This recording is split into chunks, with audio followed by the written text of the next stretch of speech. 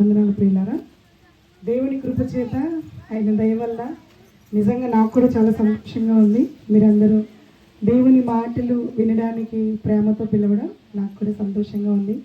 మరి మనల్ని సంతోషపెట్టి ఈ చల్లని వేళ మనలందరినీ కూడబెట్టిన దేవాది దేవుడికి మొదట కృతజ్ఞతాస్తులు చెల్లించి వాక్య భాగంలోనికి మనం వెళ్దాం ప్రియులారా.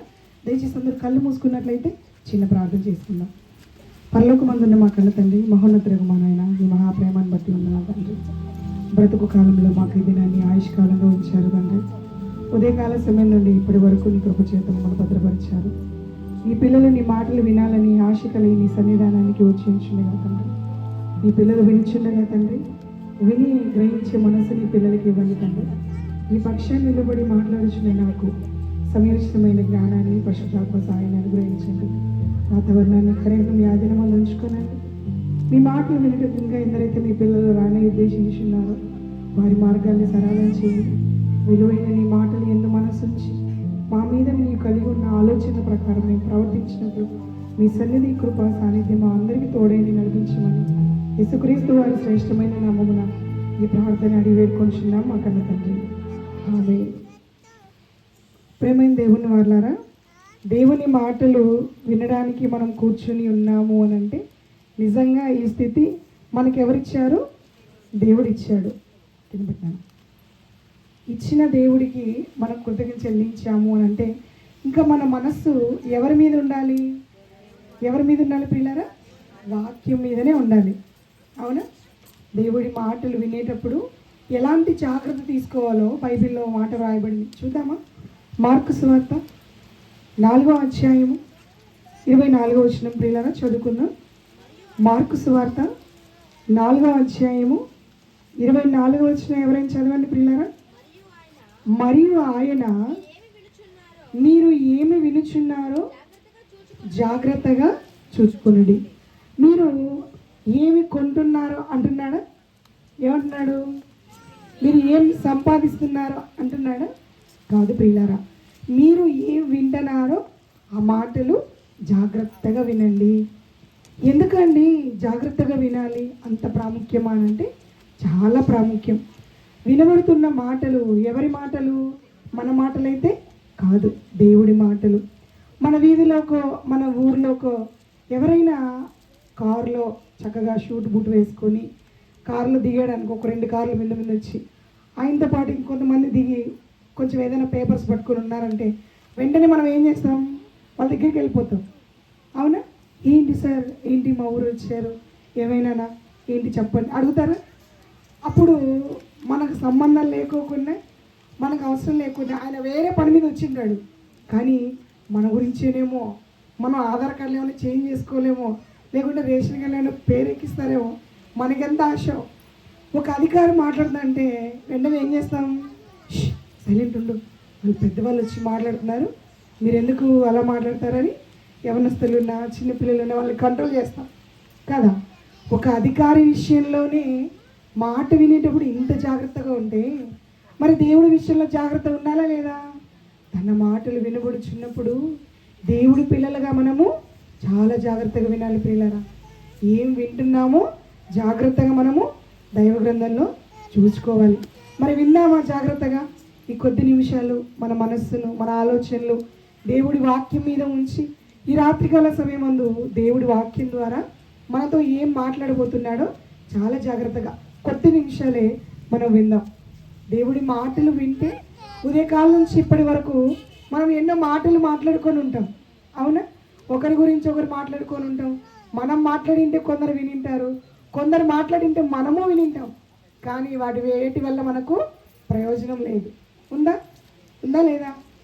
ఎవరి దగ్గర కూర్చున్నాను, సమయమే తెలియలేదు, మాట్లాడి అంటాం. ఆ మాటల వల్ల ఏ ఉపయోగం ఉండదు. కానీ కొన్ని మాటలు బాధకరంగా ఉంటాయి, కొన్ని మాటలు ఎదుటివాడిని ఇబ్బంది కలిగించే విధంగా ఉంటాయి. కానీ దేవుని మాటలైతే హృదయానికి సంతోషంగా ఉంటాయి. ఎంత బాధలో ఉన్నా ఆ మాటలు మనిషికి ధైర్యాన్ని ఇస్తాయి. కాబట్టి దేవుని మాటలు వింటున్నప్పుడు చాలా జాగ్రత్తగా విందాం పిల్లారా. సమాజంలో ఉన్న మనుషులందరూ జీవిత ప్రయాణాన్ని కొనసాగిస్తూ ఉంటారు. మనం కూడా ప్రతిదినం మన జీవితంలో కొత్తదిగా వస్తుందా రాలేదా? ప్రతిరోజు పడుకుంటున్నాం, తిరిగి మరలా ఒక దినాన లేస్తున్నాం. ప్రతిరోజు కాలం గడిచిపోతుంది, రోజులు మారిపోతున్నాయి, నెలలు మారిపోతున్నాయి, సంవత్సరాలు, కాలాలు అన్నీ మారిపోతున్నాయి. కాలాన్ని బట్టి మన వయసు కూడా మారుతూ వస్తుంది. జీవితంలో ఎన్నో అనుభవాలు, ఎన్నో ఆలోచనలు, ఎన్నో సందర్భాలు మనం చూసే ఉంటాం. అవునా కాదా? జీవితం కొనసాగుతున్న కొద్దీ ఎన్నో అనుభవాలు వస్తూ ఉంటాయి. పెద్దవాళ్ళు అప్పుడప్పుడు కొన్ని కార్యక్రమాల్లో వాళ్ళే ముందుకు వచ్చి కొన్ని మాటలు చెప్తూ ఉంటారు పెద్దరికంగా. అప్పుడు వెంటనే ఏమంటావు? అరే మీకు ఏం తెలుసు, మౌనంగా ఉండండి. పెద్దవాళ్ళు చెప్పారంటే వాళ్ళ అనుభవం అంత లేదు, నీ వయస్సు. వాళ్ళకి ఎదురు చెప్తావా? చెప్పిన మాట విను అని చెప్తావా లేదా? కదా. అలా వయస్సు మారే కొద్దీ, కాలం మారుతున్న కొద్దీ మనిషి జీవితంలో కొద్ది గొప్ప అనుభవాలు చూసి జీవిత ప్రయాణాన్ని ముందుకు కొనసాగిస్తూ ఉంటాడు ఈ మనిషి తన జీవితంలో ఎన్నో ఆటుపోట్లు ఎదుర్కొంటాడు, ఎన్నో ప్రయాణాలు చేస్తాడు, ఎన్నో ఆలోచనలు చేస్తూ ఉంటాడు. అలా ఆలోచిస్తూ ముందుకెళ్తున్నప్పుడు అనుకోని ప్రమాదం ఏదైనా జరిగినా వెంటనే ఏమంటాడు? అంతేలేరా, వాడు రాత అక్కడికే రాసిచ్చాడు దేవుడు అంటాడు. ఇంకా కొన్ని ప్రమాదాలతో పాటు కొన్ని ఆశీర్వాదాలు వచ్చాయనుకో, దేవుడు వాడిని ఆశీర్వదించలేరా అంటావా? అనం. ప్రమాదం అయితే, ఆపదైతే, విపత్తు అయితే వెంటనే దేవుడి మీదకి నెట్టేస్తాం.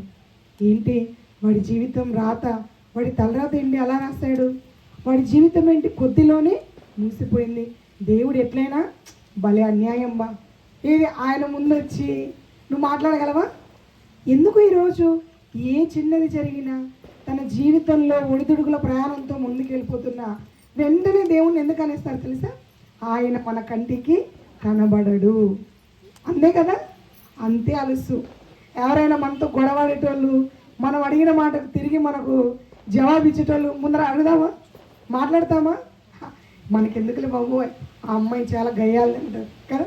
ఆయనతో ఎందుకు పెట్టుకున్నా బాబు, ఆయన చంపేస్తాడు అంటారా? అవునా కదా. కనబడుతున్న మనుషులను బట్టి, వారి విలువను బట్టి మనం ఏం చేస్తామంటే వెంటనే అటు ఇటుగా మార్చేస్తాం మాట. కానీ దేవుడు కనబడడు గనక, దేవుడిని చూడలేము గనక, ఎక్కడో దూరంగా ఉన్నాడులే, ఆకాశ మహాకాశముల ఆవల ఎక్కడో పరలోకం ఉందంట, అక్కడున్నాడు దేవుడు, ఆయనకి మనం ఏం సమాధానం చెప్తామని ప్రమాదం జరిగినా, విపత్తు జరిగినా, ఏం జరిగినా వెంటనే దేవుడి మీద నింద వేసేస్తాం, దేవుణ్ణి బాధ పెట్టే విధంగా మాట్లాడేస్తాం. జీవితంలో వెలుగు చీకటి ఉన్నట్టే దుఃఖము సంతోషం ఉంటుందా ఉండదా? ఉంటుంది ప్రియులారా. ఎందుకంటే మనిషి జీవిత ప్రయాణం ఏమంటారు? జీవితాన్ని ప్రయాణంతో పోల్చాడు. మరి ప్రయాణం సాగాలి అని అంటే ఒక చక్రం మీద సాగుతుందా? రెండు ఉండాలి కదా ఒక బండి వెళ్ళాలంటే, అవునా కదా. అలాగే సుఖము దుఃఖము అన్నది కూడా జీవిత ప్రయాణంలో ఒక మార్గం లాంటిది, ఒక ప్రయాణానికి వాహనం లాంటిది. మరి సుఖ దుఃఖాలను మన జీవితంలో కొన్ని మనమే తెచ్చిపెట్టుకుంటాము, మనకన్నా కొన్ని దేవుడు మనకు ముందుగానే ఇస్తాడు. ఇస్తాడెవడా? ఇస్తాడు. సుఖం వచ్చినప్పుడు సంతోషపడినటువంటి మనిషి బాధ రాగానే సహించలేడు, ఓర్చుకోలేడు. ఎలాగ చెప్పగలుగుతున్నాం అంటున్నామా? ఈరోజు ఎంతోమంది పేపర్లు చూడు, వార్తలు చూడు, ఎక్కడ చూసినా ఎన్నో ఆత్మహత్యలు, ఎన్నో ప్రమాదాలు ఎందుకు జరుగుతున్నాయి అని అంటే వారిలో మనశ్శాంతి లేదు. సంతోషం వచ్చినప్పుడు అన్నీ బాగానే ఉంటాయి, అందరితో బాగానే ఉంటాం. కానీ బాధ రాగానే చాలామంది ఎవరికి చెప్పుకోవాలో తెలియదు, ఎలా ఆ బాధను మరి దిగమింగుకోవాలో, లేదా ఆ బాధ నుంచి ఎలా బయటపడాలో తెలియక, వయసు స్థితి కాల పరిమితి లేకుండా ఎవరు పడితే వారు, ఎప్పుడు పడితే వారు, ఎలా పడితే అలా ఆత్మహత్యలు చేసుకుంటూ ఈ లోకాన్ని విడిచిపెట్టి వెళ్ళిపోతున్నారా లేదా? మొన్నటికి మొన్న 10th క్లాస్ ఎగ్జామ్స్ పరీక్షల రిజల్ట్ వచ్చాయి కదా. ఒక అబ్బాయి ఇంకా రిజల్ట్ రాలే, వాళ్ళ అమ్మ చెప్పిందంట, నాన్న మీ స్కూల్లో అందరికన్నా మార్కులు ఎక్కువ తెచ్చుకోవాలని చెప్పిందంట. మా అమ్మ చెప్పినట్టు నేను తెచ్చుకోలేకపోతానేమో అని భయపడి వాడు రిజల్ట్ రాకముందే చనిపోయాడు. అంటే నిజంగా ఆలోచించండి, ఆ మార్కులే ఒక మనిషిని బ్రతికిస్తాయా? కాదు ప్రియులారా. దేవుడు ఒక మనిషిని బ్రతికిస్తాడు. ఇది కాకుండా ఇంకోటి రాజ్యం, అది కాకుండా ఇంకోటి రాజా, ఈరోజు చదువు మనిషి ఉద్యోగం చేసి బ్రతకడానికే కదా, సంపాదించుకోవడానికి కదా. ఇంకెన్ని మార్గాలు లేవు. చదువుకోలేని వారందరూ బ్రతకట్లేదా? కానీ దేనికి విలువ ఇవ్వాలి, ఎలా బ్రతకాలో తెలియక ఈరోజు బాధను స్థితులను బట్టి అర్ధాంతరంగా తమ కాలాన్ని ముగించుకొని వెళ్ళిపోతున్న వారు కొందరైతే, బ్రతుకునిచ్చిన దేవుడు ఎన్నో ఉపకారాలు చేసిన ఈరోజు మనిషికి మాత్రం అవేవి గుర్తుకు రావడం లేదు. ప్రియులారా, మనిషి తన జీవిత ప్రయాణంలో ఎంతో కష్టపడుతూ ఎన్నో ఆలోచనలు చేస్తూ ఉదయం లేచిన దగ్గర నుంచి ప్రతి ఒక్కరి ఆలోచన ఏంటో తెలుసా? నేనేం సంపాదించాలి, అంతేనా? నేనేం కూడగట్టుకోవాలి కాదు, నేను అందరికన్నా బాగుండాలి, నేను అందరికన్నా గొప్పగా ఉండాలి. మనకు సకల ఐశ్వర్యాలు ఉన్నాయనుకోండి, మనం రాగానే మన మందులు ఏం చేస్తారు? ఫస్ట్ కుర్చీ మందే, నీకోసం ఎదురేయాల గురించి కుర్చీ పెట్టినాను. అవునా? మన ఇంట్లో మన పిల్లలు ఎవరైనా గవర్నమెంట్ ఉద్యోగం చేస్తున్నారనుకో, కష్టపడి దేవుడు కృపని బట్టి సంపాదించాడు అనుకో, ఎక్కడో దూర బంధువే ఉంటాడు, కానీ ఏం చెప్తాడు? ఈ అబ్బాయి ఎన్నో చూసినావా, మా అన్నయ్య వాళ్ళ కొడుకు తమ్ముడు అన్నాడు. ఎక్కడో ఉన్నది బంధం, కానీ ఉద్యోగాన్ని చూసి మనిషికి విలువిస్తాం, డబ్బును చూసి లేదా వారి సంపాదన చూసి మనిషికి విలువిస్తాం. కానీ ఈరోజు మనిషి ఏవో సంపాదించుకోవాలని, ఏవో కూడగట్టుకోవాలని నిజంగా ఉదయం లేచింది మొదలుకొని రాత్రి పడుకునేంత వరకు పరుగులు ఎడుతున్నాడో ఎడగడం లేదా? అమ్మో చెప్పలేం, టైం లేదు. నిజంగా అంట ఈరోజు కుటుంబంలో ఒకరితో ఒకరు మాట్లాడుకొని కూడా సమయం లేదంట. పగులంతా పనికి వెళ్ళిపోవాలా, సాయంకాలం రాగానే స్నానం చేయాలి, టీవీయో సెల్లో ఏదో ఒక చూడాలి, లేదా బయటికి వెళ్ళిపోవాలి. నిజంగా తెలుసా? మరి సిటీలలో ఉంటారు కదా, సిటీస్లో ఉంటారు కదా. సిటీ అంటే తెలుసు కదా, పట్టణాలు. మనకు ముఖ్యమైన పట్టణాలు ఏమేమి ఉన్నాయి చెప్పండి చూద్దాం. హైదరాబాదు వెరీ గుడ్, బెంగళూరు, ముంబై, చెన్నై, విజయవాడ, కోల్కతా, ఢిల్లీ ఉన్నాయా? చాలా నగరాల్లో ఉంటా. ఇప్పుడు రోగాలకు సంబంధించిన హాస్పిటల్ కన్నా మానసిక రోగులకు ఎక్కువ హాస్పిటల్స్ ఉన్నాయంట. కారణం ఏంటో తెలుసా?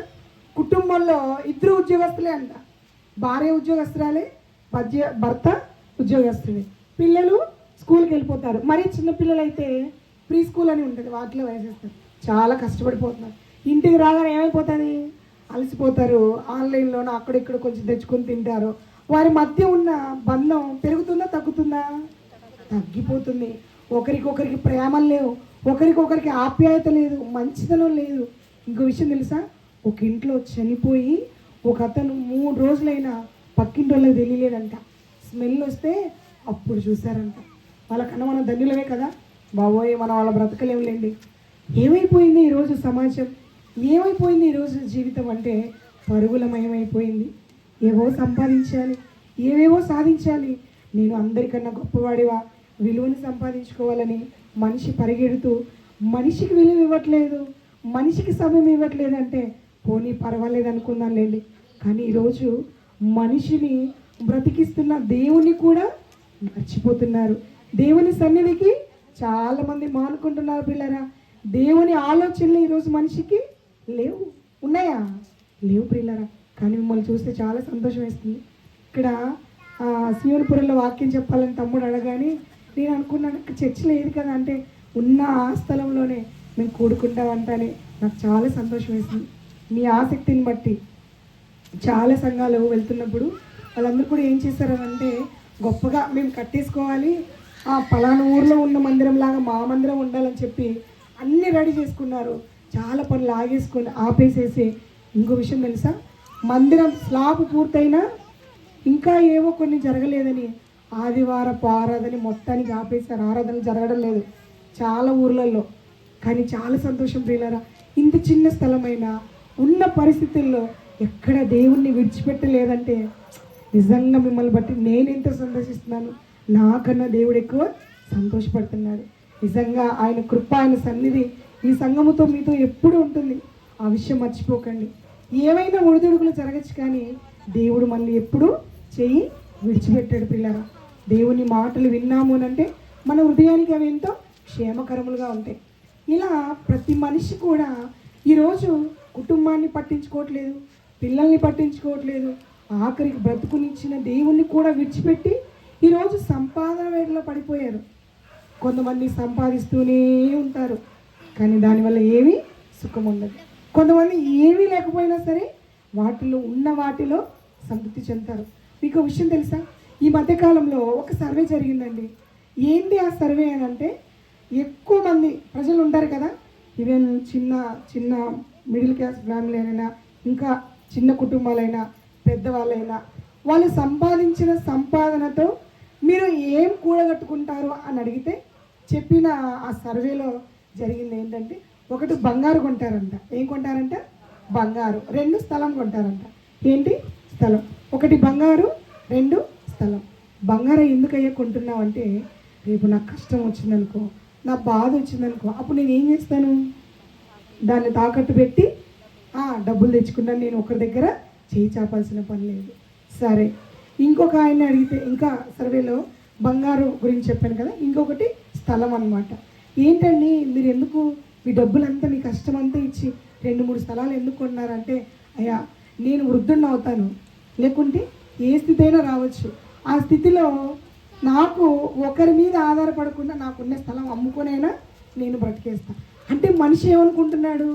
కనీసం తాను కనిన పిల్లల మీదైనను, కట్టుకున్న భార్య మీదైనను, కుటుంబంలో ఎవరిని నమ్మట్లేదు. ఏం నమ్ముకున్నాడు? డబ్బును నమ్ముకున్నాడు. ఇంకా ఏం నమ్ముకున్నాడు? స్థలాన్ని నమ్ముకున్నాడు. కానీ మనుషులు నమ్మకపోయినా పర్వాలేదు, కానీ దేవుణ్ణి కూడా నమ్మడం వదిలేస్తాడు. పిల్ల ఎంత దౌర్భాగ్యం కదా. చాలామంది ఎంత కష్టపడినా వారి జీవితాల్లో వర్ధిల్లింపు రాదు. ఎందుకు రాదు అనుకుంటున్నారు తెలుసా? బైబిల్లో ఒక కుటుంబాన్ని చూద్దాం. దేవుడు ఇస్తే ఎలా ఉంటుంది, దేవుడు ఇవ్వకోకుంటే ఎలా ఉంటుంది. దేవుడు ఎందుకు కొన్నిసార్లు మనం ఎక్కువగా ప్రార్థన చేసినా, ఎక్కువగా అడిగినా కొన్నిసార్లు లేట్ అవుతూ ఉంటుంది, కొన్నిసార్లు నువ్వు ఎన్నిసార్లు అనే దేవుడు ఇవ్వట్లేదు. ఎందుకు ఇవ్వట్లేదు తెలుసా? ఎందుకు ఇవ్వడో తెలుసా? చూద్దామా బైబిల్లో ఏ మాటలు రాయబడి ఉన్నాయో. అపోస్తల కార్యములు 5వ అధ్యాయము మొదటి నుండి కొన్ని మాటలు చదువుకున్నాం పిల్లరా. అపోస్తల కార్యములు 5వ అధ్యాయము మొదటి నుంచి కొన్ని మాటలు చదువుకున్నాం. అననీయాను ఒక మనుష్యుడు తన భార్య అయిన సప్పీరాతో ఏకమై పొలమమ్మెను. చదవను. భార్య ఎరుకనే వాడు దాని వెలలో కొంత దాచుకొని కొంత తెచ్చి అపోస్తలుల పాదముల చెంత పెట్టెను. వీళ్ళకి ఏముందంట ప్రియులారా? ఏముంది వీళ్ళకి? పొలం. వీళ్ళు కూడా పొలం ఉంది. పితృష్ట ఆస్తో తెలియదు, వారు సంపాదించిన మనకు తెలియదు, మొత్తానికైతే కొంచెం పొలం ఉంది. ఈ పొలాన్ని చూసుకుంటూ వాళ్ళు ఉన్నారు. మనలాగే వాళ్ళు కూడా వాక్యం వినడానికి వచ్చారు. వాక్యం వినడానికి వచ్చిన తర్వాత వాక్యం వింటూ వినాలి అని అంటే చెప్పేవారు ఉండాలి కదా. అనేక ప్రాంతాలకు సువార్త ప్రకటన జరగాలి. అయితే మీ కానుక అంటే అనేకులకు సువార్త ప్రకటించబడాలి అని అంటే సువార్థికులు వెళ్ళాలి కదా. మరి ప్రయాణానికి కావలసినవి ఇవి ఉంటాయి వాక్యం వినగానే వాళ్ళ మనసులో అనుకున్నాడు, భార్య వేరుకనే కొంత దాచి ఏం చేశాడంట? మిగిలింది తెచ్చి ఇచ్చాడంట. ఎన్నిసార్లు ప్రార్థన చేసినా కొన్నిసార్లు దేవుడు మనకు ఇవ్వడు ప్రియులారా. కొన్నిసార్లు మనం అడక్కముందని దేవుడు మనకు చేస్తూ ఉంటాడు. మన అవసరతలు, మన అక్కర్లు ఎరిగి ఇవ్వలేదని మనం ఏం చేయకూడదు? బాధపడకూడదు. ఇచ్చాడని ఏం చేయకూడదు? ఎక్కువగా పొంగిపోకూడదు కదా. ఇచ్చినను దేవునికి మహిమకరంగా బ్రతకాలి, ఇవ్వకపోయినను దేవునికి మహిమకరంగా బ్రతకాలి. ఈ అనన్య సఫీరాల విషయంలో మనం గ్రహించవలసిన పాఠం ఏంటో తెలుసా? దేవుడు ఇచ్చిన తర్వాత వాళ్ళ భక్తి పోయింది, అవునా కదా. దేవుడు ఇవ్వకముందు వాళ్ళు వాక్యం వింటే కదా ఇవ్వాలనుకున్నారు, అంటే క్రమంగా దేవుని సన్నిధికి వచ్చేవారు, క్రమంగా ఆయన మాటలు వినేవారు. మన బాధలు, మన కష్టాలు ఎవరో ఒకరితో పంచుకుందాం అనుకుంటాం, ఎవరో ఒకరికి చెప్పుకుందాం అనుకుంటూ ఉంటాం. కానీ కొంతమంది వినే పరిస్థితుల్లో ఉండరు. ఎవరైనా మనం లేనప్పుడు మన వాళ్ళకి ఎవరికైనా చెప్పుకుందామని వెళ్తే, రామ్మ కూర్చో నీ బాధ నాకు చెప్పు అంటారా? అస్సలు అనరు. మన ఇంటికి వచ్చి మనమేమి పెడతాదో, మనం ఎలాంటి సహాయము చేయాల్సి వస్తుందో, రాన్నే మేల్లే పలకరీకుండేనే మేల్లే మనం చూసి అలా ముఖం తిప్పుకొని వెళ్ళిపోతూ ఉంటారు. అప్పుడు మనకి ఎవరు గుర్తొస్తారు తెలుసా? దేవుడు. మనుషుల ఆదరణ, ఎవరి ఆదరణ దొరకనప్పుడు దేవుడు గుర్తొస్తాడు. దేవుడు మనల్ని ప్రేమించి మన అక్కర్లో దేవుడు సహాయం చేస్తే చివరికి దేవుణ్ణి మర్చిపోయి దూరం అయిపోతూ ఉంటారు. చాలామంది తండ్రి నా కుమార్తె వివాహం కాలేనైనా వివాహ విషయంలో సహాయం చేయంటారు. వివాహం అయిన తర్వాత ఏం చేస్తారు? వస్తారు దేవుని సన్నిధికి రారు. నేను నా కొడుకు ఉద్యోగం రాలేనైనా అర్జెంటుగా ఉద్యోగం రక్తం అడిగేస్తారు. ఓనీలు ఇంత బ్రతిలాడుతున్నాడు ఉద్యోగి అన్న ఏంటన్నా నేను ఆదివారం ఆరాధనకి రాలేదు, పాట పాడేటప్పుడు చూసాను మీరు ఉన్నారేమో పలకరిద్దాం అనుకుంటే లేరన్నా వెంటనే అంటారు అన్న జాబ్ దగ్గర కొంచెం లేట్ అయిందన్న రాలేదు. ఏమనుకో ఎవరు మనుషులు అనుకుంటారా? ఈ ఉద్యోగం ఇచ్చింది ఎవరు? ఆ దేవుడు ఉద్యోగం ఇచ్చి తప్పు చేశాడా? చాలామందికి దేవుడు అడక్క ముందే ఇస్తాడు. ఇచ్చాడనంటే కృతజ్ఞత కలిగి ఉండాలి. ఎన్నిసార్లు అడిగినా దేవుడు ఇవ్వలేదు అని అంటే కారణం ఏంటో తెలుసా? నీలో ఉన్న భక్తి ఆయన తెలుసుకొని నీకు ఇస్తే ఆయన సన్నిధికి ఎక్కడ రాకుండా పోతావో, నీకు ఇస్తే ఆయన సన్నిధి నుండి ఎక్కడ దూరం అయిపోతావని కొన్ని విషయాల్లో దేవుడు ఇవ్వడు ప్రియులారా. కానీ మనం ఎలాంటి వారం అంటే మనుషులు అంటాం కదా, పెడితే పుట్టినీళ్ళు అంట, లేకుంటే చావిళ్ళు అంటారా? అలాగా దేవుడు ఇచ్చాడనంటే అబ్బో మనల్ని ఇంక పట్టుకోలేం. దేవుడు ఇవ్వలేదు అన్నా కూడా మనం ఏం చేస్తాం? దేవుడి భక్తి విషయంలో కోల్పోతాం. మన భక్తి ఇస్తే ఒక రకంగా, ఇవ్వకోకుంటే ఒక రకంగా ఉండకూడదు ప్రియులారా. దేవుడు మెచ్చుకునేటట్టుగా, దేవుడు సంతోషపడే విధంగా ఉండాలి. మీకు విషయం తెలుసా? ఎంత కష్టపడినా కొందరు ఎందుకు పైకి రాలేకపోతున్నారు?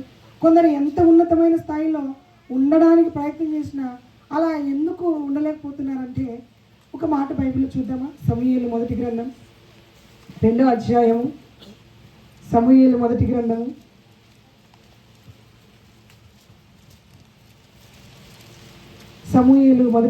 2వ అధ్యాయము 7వ వచనం చదువుకుందాం ప్రియులారా. యెహోవా దారిద్ర్యమును ఐశ్వర్యమును కలుగజేయువాడు. బాగా ఆలోచించండి ప్రియులారా. ఈరోజు సంపాదించుకున్నామన్నా లేదు, మనకు దారిద్ర్య స్థితిలో ఉన్నామంట. ఎవరి దయ అంట? దేవుడి దయ. దేవుడు ఇస్తే మనకు వస్తుంది, దేవుడు ఇవ్వకపోతే మనకు రాదు. ఇవ్వలేదని భక్తిని కోల్పోకూడదు, ఇచ్చాడని ఆయన మేలును మర్చిపోయేవారుగా మనం ఉండకూడదు. దేవుణ్ణి కాదని లోకంలోనికి వెళ్ళి నువ్వు ఎంత సంపాదించుకున్నా దాని వలన ఎట్టి పరిస్థితుల్లో సుఖం అనేది ఉండదు. నిజంగా మీకు సంగతి తెలుసా? నిజంగా మీరు ఎప్పుడైనా ఆలోచించారా? డబ్బు సంపాదించి ఆస్తులన్నీ బాగా ఉండి కుటుంబంలో అందరూ ఉద్యోగస్తులైనా చాలామందికి సమాధానం ఉండదు తెలుసా? ఎవరు ధన్యులో, ఎవరు సమాధాన పరులో నేను చెప్తాను వినండి. తండ్రి దేవుని సన్నిధిలో ఉండాలి, కట్టుకున్నటువంటి భార్య తల్లి దేవుని సన్నిధిలో ఉండాలి, పిల్లలు దేవుని సన్నిధిలో ఉండాలి. దేవుని సన్నిధిలో ఉంటే భర్తకు అర్థమవుతుంది భార్యని ఎలా ప్రేమించాలని, భార్యకు అర్థమవుతుంది భర్తకి ఎలా లోబడి బ్రతకాలని, వీరిద్దరికీ అర్థమైతే పిల్లల్ని ఎలా పెంచాలో తెలుస్తుంది ప్రియులారా. ఈ కుటుంబంలో తిండి లేకపోయినా ఒకరినొకరు ప్రేమించి సంతోషంగా ఉంటారా ఉండరా? తినడానికి అన్నీ ఉండి గొప్ప ఐశ్వర్యం ఉన్నా సరే ఈరోజు చాలా కుటుంబాల్లో నెమ్మది లేదు. అలాంటి జీవితం మనకు అవసరమా? దేవుడు ఇవ్వలేదంటే అమ్మయ్యా నా మేలుకి దేవుడు ఇవ్వలేదు. ఏమండి పనికి వెళ్ళొచ్చా కదా, రండి నేను పనిని తయారు చేశాను, స్నానం చేసుకుని వెళ్ళిపోదాం, దేవుని సన్నిధికి అనాలి. పిల్లలు రెడీ అవ్వండి వెళ్ళిపోదాం ఆయన సన్నిధిలో. మనం ఉండాలిరా. ఆయన సన్నిధిలో ఉండడం కన్నా సంతోషమైంది ఏది లేదు ప్రియులారా. ఇది సంపాదించుకోవాలి. ఇక్కడికి వస్తే దేవుని మాటలు దొరుకుతాయి, దేవుడి వాక్యం మనకు అందుతుంది. ఆ మాటల వల్ల మనకు ఓదార్పు, ఆ మాటల వల్ల మనకు నెమ్మది, ఆ మాటల వల్ల మనకు సంతోషం. అవునా కాదా? ఇలాంటి మాటల కొరకు మనందరం మన కుటుంబాలతో వచ్చి కూర్చున్నామంటే నిజంగా చాలా ధన్యులం ప్రియులారా. ఉన్నా సరే మనకు, లేకపోయినా సరే. కనుకని ఏమన్నాడు? యెహోవా దారిద్ర్యమును ఐశ్వర్యమును కలుగజేయువాడు. చాలామంది అనుకున్నారు నేను సంపాదించుకున్నానని, దేవుడు ఇచ్చాడు. చాలామంది ఎంత సంపాదించుకోవాలని ట్రై చేసినా అక్కడి నుండి రాలేదు. ఎందుకో తెలుసా? నువ్వు అక్కడ ఉంటేనే నాకు దగ్గరగా ఉంటావు. నేను నీకు ఇచ్చానా నువ్వు నా సన్నిధికి దూరం అయిపోతావు. ఇచ్చి దూరం చేసేదానికన్నా నిన్ను అక్కడే ఉంచి నాకు దగ్గరగా ఉంచుకోవడమే నాకు ఇష్టం. అలాగని మనిషికి దేవుడు ఏమైనా కొలువు చేశాడా? ఏమండి గాలి లేక చచ్చిపోయారండి అనేవాళ్ళు ఉన్నారా? ఏమండి నీళ్ళు లేక చచ్చిపోయారని అన్నారా? ఆహారం దొరక చచ్చిపోయే వాళ్ళు ఉన్నారన్నారా? లేదు ప్రియులారా. దేవుడు తండ్రిగా ఒక మనిషికి ఏమేమి ఇవ్వాలో వాటన్నిటి విషయంలో అందరికీ సమానంగానే ఇస్తున్నాడు. అందరూ దేవుడి కృపను బట్టే బ్రతుకుతున్నారు ప్రియులారా. అవునా కాదా? దేవుడు కృపను పట్టి బ్రతుకుతున్న మనము ఎల్లవేళలా దేవుని కృతజ్ఞత చెప్పేవారుగా ఉండాలి తప్ప దేవునికి దూరమై ఆయన్ను బాధ పెట్టి ఆయన సన్నిధికి రాకుండా దేవుణ్ణి దుఃఖపెట్టే స్థితిలో మనము ఉండకూడదు ప్రియుల. మనిషికి దేవుడి దగ్గరికి రెండు సందర్భాలు వస్తాడు. ఎప్పుడో తెలుసా? తమ ప్రాణం మీదకి వచ్చినప్పుడు, రెండు తీరని బాధ అతనికి ఎదురైనప్పుడు, ఎవరు తీర్చలేనప్పుడు, అప్పుడు దేవుడి దగ్గరికి వచ్చేస్తాడు. దేవుడా నువ్వే దిక్కు, నువ్వే నన్ను కాపాడాలి, నా కుటుంబాన్ని నువ్వే ఆదుకోవాలి. అదేంటండి, మొన్ననే కదా నువ్వు భూమి కొనింది, అది 2 కోట్లు విలువ చేస్తాయి కదా, డాక్టర్ దగ్గర తీసుకెళ్ళు. డాక్టర్ ఏమన్నారు తెలుసా? మా బ్లడ్ ఎక్కి ఇవ్వగలను, ఆపరేషన్ చేయగలను, అన్నీ చేయగలను, నా చేతులు అన్నీ అవుతుంది, నేను చాలా కష్టపడి చదువుకుని నేను ఏమైనా చేయగలను. ఒక మనిషి బాడీ అవయవాలు ఓపెన్ చేసి అన్నీ తీసేసి మళ్ళీ అతుకువేయగలను, అలా చదువుకున్నాను నేను కష్టపడి. కానీ నీలో, నీ దేహంలో ఉన్న ప్రాణాన్ని, ఊపిరి నిలబెట్టే అధికారం మాత్రం నాకు లేదు. మాలాంటి చదువు లోకంలో ఎక్కడ లేదు. ఊపిరి పోసిన వాడే ఆ ఊపిరిని నిలబెట్టాలా. నేను చేయాల్సిందన్నా చేసిన, ఆ పైన ఎవరిదయ్యా? దేవుడిదే. సార్ 2 కోట్లు ఇస్తాను సార్, నువ్వు ఎన్ని కోట్లు ఇచ్చినా ఏం ప్రయోజనం లేదమ్మా. అవునా? అంటే మొత్తానికి మనిషి ఎవరి దయలో బ్రతకాలా? దేవుని దయలో. చివరిగా ఒక మాట చూసుకుందామా? సామెతల గ్రంథం 19వ అధ్యాయము 21వ వచనం. సామెతల గ్రంథం 19వ అధ్యాయము 21వ వచనం చదవండి పిల్లరా. నరుని హృదయములో ఆలోచనలు అనేకములు పుట్ట. నిజమా కాదు చెప్పండి? ఉదయం లేచిన దగ్గర నుంచి ఇప్పుడు పడుకునేంత వరకు నువ్వు లెక్క పెట్టుకోలేదు కాబట్టి సరిపోతుంది. రోజు లెక్క పెట్టి డైరీ కానీ రాసావంటే పుస్తకాలు సరిపోవు. మన ఇంటి నిండా సామాన్ల బదులు పుస్తకాలు ఉండేవి. అవునా కాదా? మనుషుల ఆలోచనలు అనేకం. దేవుడు అవి చేసిన బాగుండు కదా, దేవుడు ఇచ్చిన బాగుండు కదా, దేవుడు వాళ్ళు కాపాడలేదు, దేవుడు చేయలేదు. ఏది ఇవ్వాలో, ఏది ఇవ్వకూడదో, ఏది చేయాలో, ఏది చేయకూడదో అందరికన్నా ఎక్కువ తెలిసిన వాడు ఎవరు? దేవుడు ప్రియులారా. దేవుడు. మనిషి నాకు ఇది చేయని అడిగే హక్కు మనకు లేదు. ఏమని అడగాలో తెలుసా? తండ్రి నీ చిత్తమైతే, ఏమని అడగాల? నీ చిత్తమైతే నా జీవితంలో ఇది చేయునైనా. ఆయన చిత్తానికి చావు బతుకుల్లో కాదు మనం అడగాల్సింది. బ్రతికుండా కానీ ఈ స్థితిలో నువ్వు ఉద్యోగం అడుగుతావా, వివాహం అడుగుతావా, కుటుంబ సమస్యలు అడుగుతావా, ఏది అడుగుతావా అడుగు. అడిగి ఎప్పుడు ఏమని అడగాలి తెలుసా? ఆర్డర్ వేయకూడదు, రిక్వెస్ట్. ఏమని? నైనా నీ చిత్తమైతే జరిగించు. ఆయన లేట్ చేశాడంటే మన మేలుకే. అవునా కాదా? ఆయన ఏం చేసినా మన మేలుకే.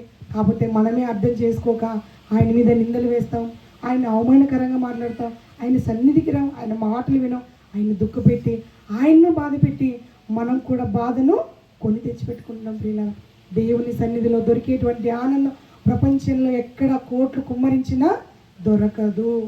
గుర్తుంచుకోవాలి. రాత్రికాల వేళ మా మాట చదువున్నానా మరలా? నరుని ఆలోచనలు, నరుని హృదయంలోని ఆలోచనలు అనేకములు పుట్టును, యెహోవా యొక్క తీర్మానమే స్థిరము. అంటే నువ్వు ఎన్ని ఆలోచించినా, ఎన్ని చేసినా ఎవరి చిత్తం జరుగుతుందంట? దేవుడి చిత్తం. అందుకే మనం పాట పాడుకుంటాం కదా, ఏమని? ఎన్ని తలచినా, ఏది అడిగినా జరిగేది నీ చిత్తమే. లాస్ట్లో కాదు పాడాల్సిన ఆ పాట, ఇప్పుడే పాడుకోవాలి. ఇప్పుడే మనం అనుకోవాలి, నైనా ఏదైనా నీ చిత్తమే. నీ చిత్తం అయితే ఈ ఉద్యోగం, లేకుంటే వద్దు. ఏదైనా మనం కోరుకోవాల్సింది ఒకటే తెలుసా? నైనా నేను, నా భర్త, నా పిల్లలు, నా కుటుంబం, నా రక్త సంబంధికులు అంతానైనా ఈ సన్నిధిలో ఉండాలి. దేవుడి చిత్తం అయితే ఆయన మరొక తరంలో మనకు అవకాశం ఇస్తే ఇంకా కొన్ని విలువైన మాటలు దేవుడు అవకాశం ఇచ్చినప్పుడు మనం పంచుకుందాం. పిల్లరా, చక్కని మాటలు విన్న మీ అందరికీ క్రీస్తు నామంలో వందనాలు తెలుపుకుంటూ చిన్న ప్రార్థన చేస్తున్నాం. మహోన్నతుడు శివాధిపతి అత్యున్నత సింహాసనంపై ఆశీర్వాదం మా కన్న తండ్రి, నీ మహాప్రేమను బట్టి వందనాలు. నీవెంత గొప్పవాడవు తండ్రి, నీవు మహనీయుడవునైనా, నీవెంత ఆశ్చర్యకరుడవునైనా, ఆలోచనకర్తవు తండ్రి. భూమి మీద చిన్నపాటి జ్ఞానంతో ఉన్న మేమే ఏవి మీలో ఏవి కీడో ఆ లెక్కలు వేసుకుంటూ కంటికి కనబడని తండ్రిగా మీరు ఉన్నారన్న సంగతి మర్చిపోయి, తండ్రిగా మీరు చూస్తున్నారన్న సంగతి మనసుకు రాక ఇష్టం వచ్చినట్టు బ్రతుకుతూ కాలాన్ని, సమయాన్ని, ఆలోచనలు ఏవో సంపాదించాలని, ఏవో కూడగట్టుకోవాలని లోకంలో పరుగులెడుతుండగా ఏ స్థితి అయినా మీరు లేనిదే మాకు రాదని, అయినా దారిద్ర్యమైన మీరు ఇవ్వాలి, ఐశ్వర్యమైన మీరు ఇవ్వాలి, మేలు ఇచ్చారంటే కృతజ్ఞత కలిగి ఉండాలి, కీడు జరుగుతుందంటే మా మేలుగా గ్రహించేవారుగా ఈ రాత్రికాల వేళ నీ పిల్లల్ని మాటలు విన్నారు తండ్రి. విన్న మాటలు విని విడిచిపెట్టిన విన్న మాటలు హృదయంలో భద్రపరుచుకొని తండ్రి మీ కొరకు సరైన నిర్ణయం తీసుకొని మీ చిత్తానికి ఎదురు చూస్తూ కుటుంబాలుగా మీ సన్నిధిలో ఉంటూ మీ వాక్యాన్ని హృదయంలో తండ్రి నెమరు వేసుకుంటూ తండ్రి మీ ఎందు ఆనందిస్తూ నానాటికి మీ కృపలో వడ్డీలు వారుగా ఉండడానికి కృప చూపండి తండ్రి. మరి ఎంతవరకు మీరు తోడే వచ్చారు అయినా ఈ సమయాన్ని వాతావరణాన్ని అనుకూలపరిచారు తండ్రి. అందరి బట్టి వందనాలు. చేరి వచ్చిన ప్రతి ఒక్క బిడ్డను పేరు పేరు నియమించండి, ఆశీర్వదించండి. మీ మెండైన మాట్లాడపు ఆలోచనతో వారి విజయాన్ని ఎత్తుకోవడానికి సహాయం చేయండి తండ్రి. ఈ మాట్లాడించడానికి కారుకులైన మీ పిల్లలను జ్ఞాపకం చేసుకునండి. వారికి రావాల్సిన ప్రసన్నమైన దీవెన్ని ప్రసాదించమని మేమందరం తండ్రి మీ ఎళ్ళకు దగ్గర కలిగి ఎల్లవేళ తండ్రి మీ ఎంతో ఆనందిస్తూ నీళ్ళు ఎదుర్చు తండ్రి. మీ ఇష్టాన్ని ముందు నెరవేర్చి పని చేసి పరలోకొచ్చేవారు ఉండడానికి కృపాసరి మా అందరికీ తోడే నడిపించండి. మమ్మల్ని కూడా మీ దగ్గర కబ్జెట్టుకుంటూ యేసుక్రీస్తు వారి శ్రేష్టమైన నామమున ఈ ప్రార్థన నెరవేర్చున్నాము. అక్కడ అందరికీ యేసుక్రీస్తు వారి నామములో వందనాలు.